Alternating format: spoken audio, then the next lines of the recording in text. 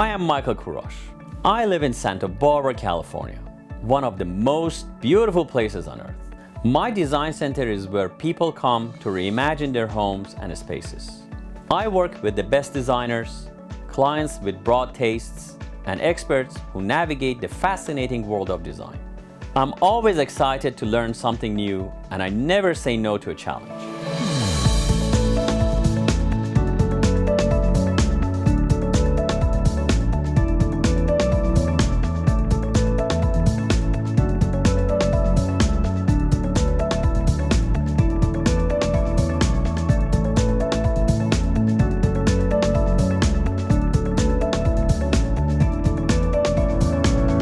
This is Design Santa Barbara.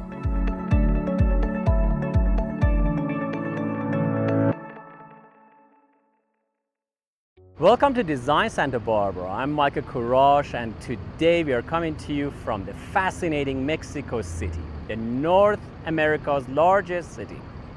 But before we begin, did you know it started as a settlement on an island in the middle of a lake? It's hard to imagine today, isn't it? Please join us. Mexico City is the capital and largest city of Mexico, and the most populous city in North America. Mexico City is one of the most important cultural and financial centers in the world. It is located in the Valley of Mexico within the high Mexican Central Plateau, at an altitude of 2,240 meters or 7,350 feet. The city has 16 boroughs, which are in turn divided into neighborhoods known as colonias. It has a rich history, vibrant culture, and plays host to millions of visitors each year. The oldest signs of human occupation in the area of Mexico City are those of the Piñon woman, believed to be some 12,700 years old. They are one of the oldest human remains discovered in the Americas. Studies of her mitochondrial DNA suggest she was either of Asian or European origin. The city of Mexico, Tenochtitlan, was founded by Mexica people around 1325. The old Mexica city, that is now referred to as Tenochtitlan, was built on an island in the center of the intake lake system of the Valley of Mexico, which is shared with a smaller city-state called Tlatelolco.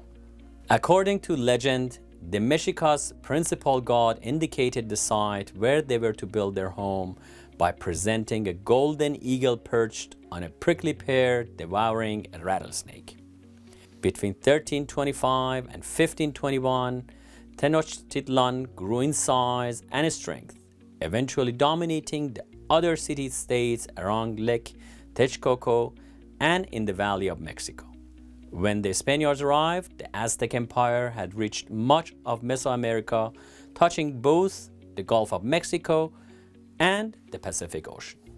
After landing in Veracruz, Spanish explorer Hernán Cortés advanced upon Tenochtitlan with the aid of many of other native peoples, arriving there on 8th of November 1519. Tensions increased until on the night of 30th June 1520, during a struggle known as La Noche Triste, the Aztecs rose up against the Spanish intrusion, managed to capture or drive out the Europeans and their Tlaxcalan allies. Cortés began a siege of Tenochtitlan in May 1521, effectively destroying the city by August of that year. Building it as a colony of Spain, the first viceroy arrived some 14 years later. Although Spanish preserved Tenochtitlan's basic layout, they built Catholic churches over the old Aztec temples and claimed the imperial palaces for themselves. The city had been the capital of Aztec Empire, and in the colonial era, Mexico City became the capital of New Spain. The Viceroy of Mexico, or Vice King, lived in the Viceregal Palace on the main square, or Zocalo.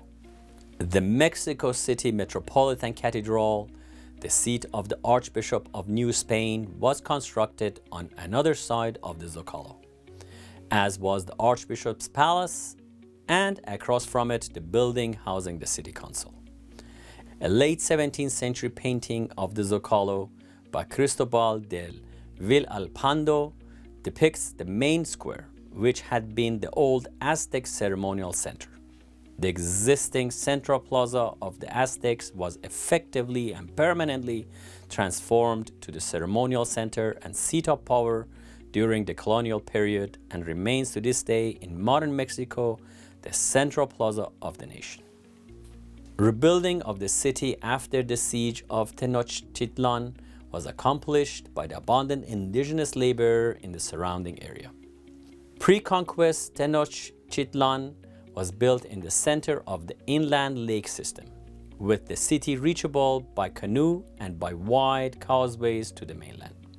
The causeways were rebuilt under Spanish rule with indigenous labor. Colonial Spanish cities were constructed on a grid pattern if no geographical obstacle prevented it. In Mexico City, the Zocalo was the central place from which the grid system was built outward. The Spanish lived in the area closest to the main square in what was known as the Traza, in orderly, well laid out streets. Indigenous residences were outside that exclusive zone and houses were haphazardly located. Spaniards sought to keep indigenous people separate, but since the Zocalo was a center of commerce, they were a constant presence in the central area, so strict segregation was never enforced. At intervals, the Zocalo was where major celebrations took place as well as executions. It was also the site of two major riots in the 17th century, one in 1624 and other in 1692. The city grew as the population did, coming up against the lake's waters.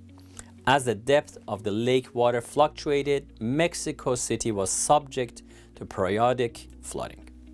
A major labor draft compelled thousands of indigenous over the colonial period to work on infrastructure to prevent flooding.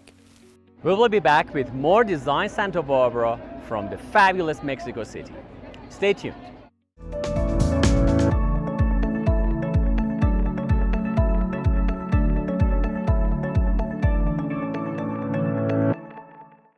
Santa Barbara Pizza House is your home for the best pizza in town. Embrace a symphony of flavors and textures with our pizzas. Drawing inspiration from both Chicago's deep dish legacy and Naples' artisanal heritage, our pizzas boast perfectly executed crusts, tantalizing sauces, and the finest mozzarella.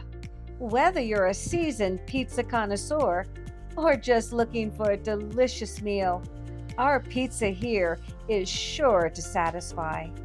Featuring specialty pizzas named after iconic Santa Barbara streets, our mouth-watering menu will have you coming back over and over again to try each new meal. We offer a full menu of salads, sides, sandwiches, and desserts. Santa Barbara Pizza House is conveniently located at 515 State Street in the heart of downtown Santa Barbara. Visit us online at sbpizzahouse.com or call and place your order at 805-637-7721. Santa Barbara Pizza House. You won't leave hungry.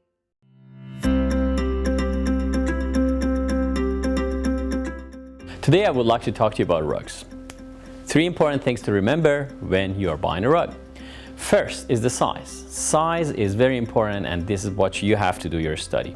So if it's for a living room, I recommend to have the front legs of all the furniture to sit on the certain rug you're buying. So go measure it. Make sure you have at least a foot extended beyond the front legs. If you can afford it, get a rug that encompasses all the furniture to be sitting on it. So usually for a living room, you're talking an 8x10, 9x12, a bigger living room, 10x14, and if you want something to sit on it, 12x15 or 12x18. Second, there is a style. It is very important that the style you pick matches the house you have. Check the room. Is it a traditional house? Is it a modern house? Is it a transitional house? You pick the style matching your house and your living style. Lastly, and one of the most important steps, is the type of rug you're gonna buy. I highly recommend you to do your study and see what type of rug is good for your situation. Most rugs I recommend are hand knotted. So these are the type of rugs that they're done by hand. They're mostly natural fibers. They don't have any chemicals. They don't have any machines involved making it. They're hand knotted and they get more valuable over the time, and they're very durable and long lasting. These are 3 things to remember when you're buying a rug. Thank you for joining us.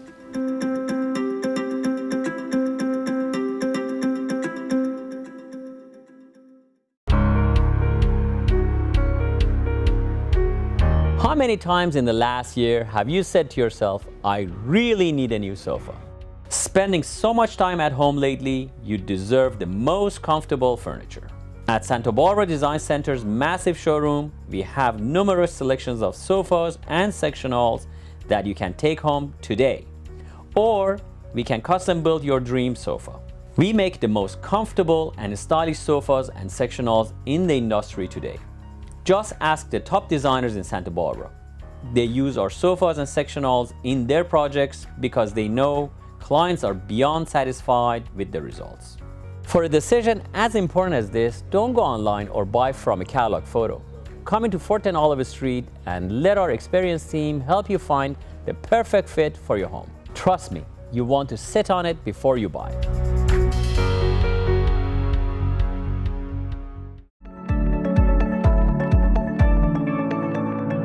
Welcome back to Design Santa Barbara. Today we are in the marvelous Mexico City. Please join us as we explore its culture, history, and rich architecture. The 16th century saw a proliferation of churches, many of which can still be seen today in historic center. Economically, Mexico City prospered as a result of trade. Unlike Brazil or Peru, Mexico had easy contact with both the Atlantic and Pacific worlds. Although the Spanish crown tried to completely regulate all commerce in the city, it had only partial success. The concept of nobility flourished in New Spain in a way not seen in other parts of Americas. Spaniards encountered a society in which the concept of nobility mirrored that of their own. Nobility in Mexico was not political, but rather a very conservative Spanish social one, based on proving the worthiness of the family. Most of these families proved their worth by making fortunes in New Spain outside of the city itself, then spending the revenues in the capital, building churches, supporting charities, and building extravagant palatial homes. The craze to build the most opulent residence possibly reached its height in the last half of the 18th century. Many of these palaces can still be seen today, leading to Mexico City's nickname of the City of Palaces. From 1810 to 1821, the Mexican War of Independence raged, ending with the separation of Mexico from the Spanish Empire on 27th of September 1821.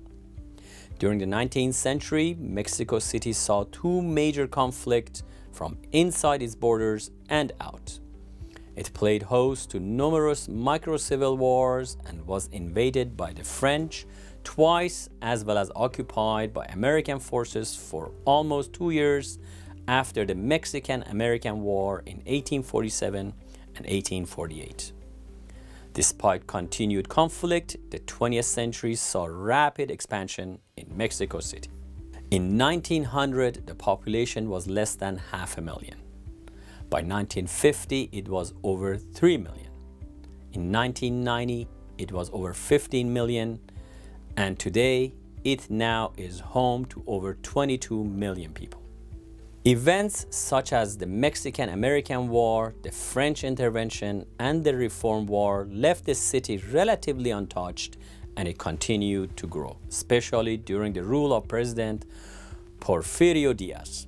During this time, the city developed modern infrastructures such as roads, schools, transportation systems, and communication systems. However, the regime concentrated resources and wealth into the city while the rest of the country languished in poverty. Under the rule of Porfirio Diaz, Mexico City experienced a massive transformation. Diaz's goal was to create a city which could rival the great European cities. He and his government came to the conclusion that they would use Paris as a model, while still containing remnants of Amerindian and Hispanic elements. This style of Mexico-French fusion architecture became colloquially known as Porfirian architecture. Porfirian architecture became very influenced by Paris Haussmannization, which we have explored in previous episodes about the architecture and design of Paris. During this era of Porfirian rule, the city underwent an extensive modernization. Many Spanish colonial-style buildings were destroyed, replaced by new, much larger Porfirian institutions, and many outlying rural zones were transformed into urban or industrialized districts, with most having electric, gas, and sewage utilities by 1908. While initial focus was on developing modern hospitals, schools, factories, and massive public works, perhaps the most long-lasting effects of the Porfirian modernization were creations of the colonial Roma area and the development of Reforma Avenue. Many of Mexico City's major attractions and landmarks were built during this era in this style. Diaz's plans called for the entire city to eventually be modernized or rebuilt in the Porfirian French style of the Colonia Roma. But the Mexican Revolution began soon afterward, and the plans never came to fruition. One of Diaz's plans included the construction of a massive monument to himself. But with the coming of the revolution and his overthrow, the monument was ironically redesigned into a tribute to his defeat, rather than his greatness. Let's look at some of the incredible architecture of Mexico City.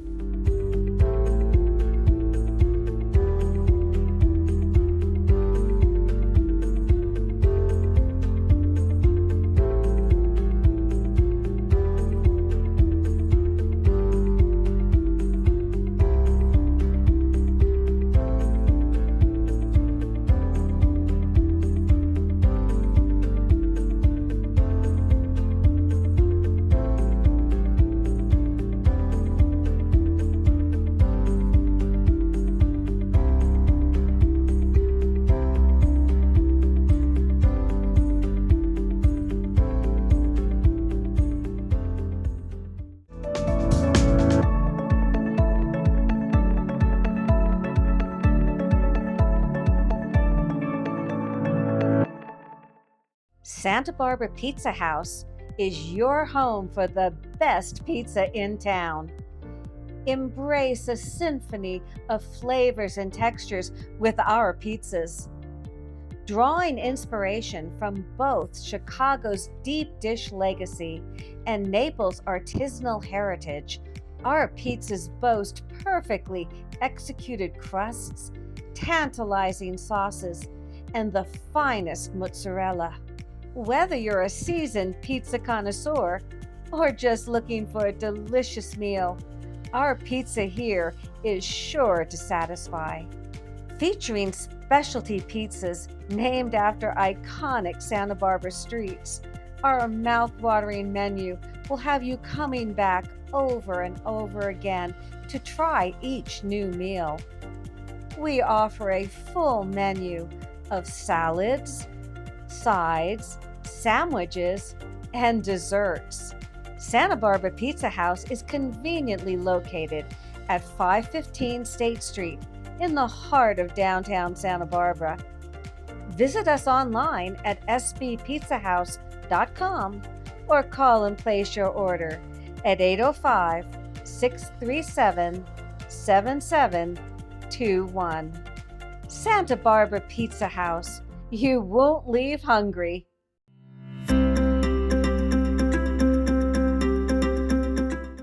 Today on Design FYI, we're going to talk about what not to buy when you're going shopping for rugs. Most big outlets or national chains, they sell nowadays hand-tufted rugs. This sounds like it's hand knotted, it's done by hand, but actually they are not. It's called hand-tufted and is actually a gun that rolls the wool around the warp, and they are not good rugs at all. So this is a sample we're having here for you to see. Anything that has a backing like this, flip your rugs over at home, see if it has a backing, is absolutely not good. So what it does is it hides what they did below this thing, which is a latex glue, which actually is toxin. And if you have got any rugs over the net, I hate to say it, over the net, because it's easy to sell and they're inexpensive, you buy these things over the internet. So when it comes to your house, they smell. Have you noticed that? They smell more like a gasoline or more like a diesel because they don't let the latex cure. And the latex that glues this wool to this backing smells a lot. On top of that, they shed quite a lot. The wool is cheap because they need to be inexpensive, and they shed. I would not recommend you to get anything, again, that has a backing and is glued because it comes apart very easily. It is temporary. It is not a green product because they wear very quickly, end up in the fill, and just basically as a landfill junk we are adding to our planet. The things I would recommend you to get, unlike these things that have backing, is the rugs that they have nuts to them. So as what to buy, I highly recommend you to get some rugs that they are hand knotted. And how you can see, flip it to the back, and you can see the knots are done individually, and each one is slightly different than the next one because they're done by hand, and the intensity of the wool and the pull they have, the weaver, makes them look different. Also, the sides are done by hand. That you can see very easily. If you want to buy a real rug, please come to Santa Barbara Design Center and I can gladly help you. Thank you for joining us on Design FYI, Santa Barbara Design Center, Fort and Olive.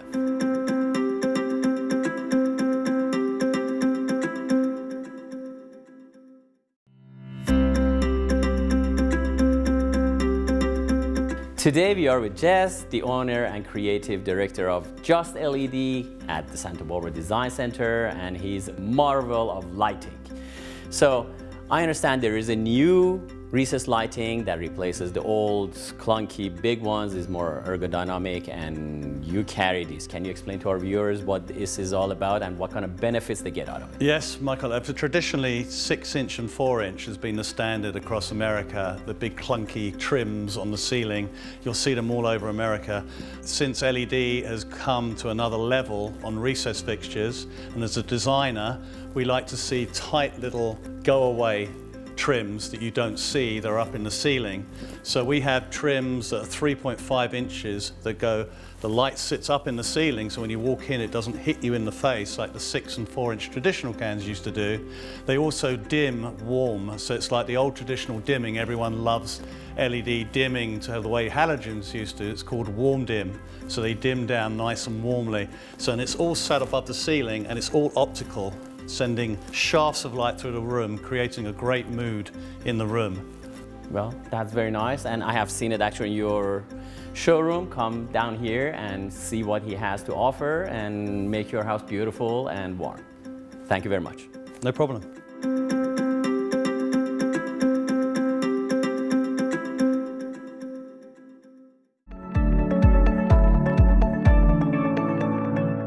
Welcome back to Design Santa Barbara. I'm Michael Kurosh, and today we are in the vibrant Mexico City. Please join us as we look into its past and present.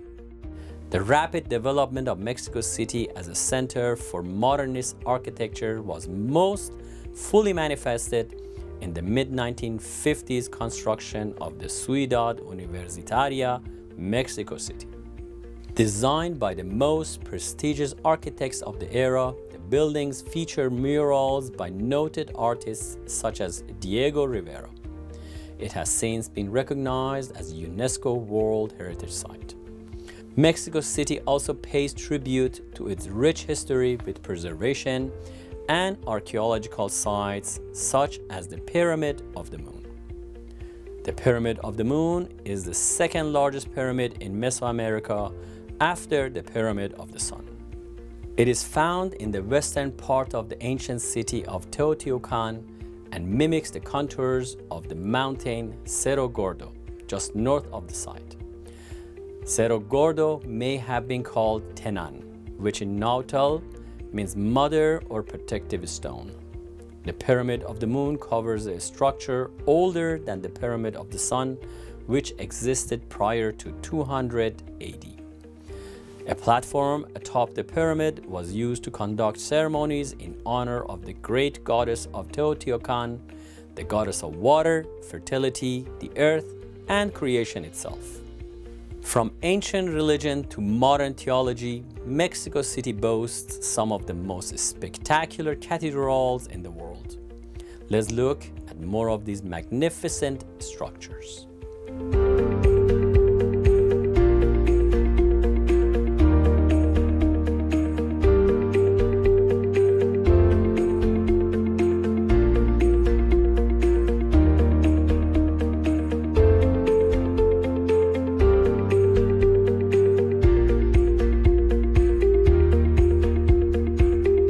As Mexico City was founded on a lake and had more canals than Venice, you can still travel by boat throughout the city to this day. Let's explore more of Mexico City's rich architecture and culture.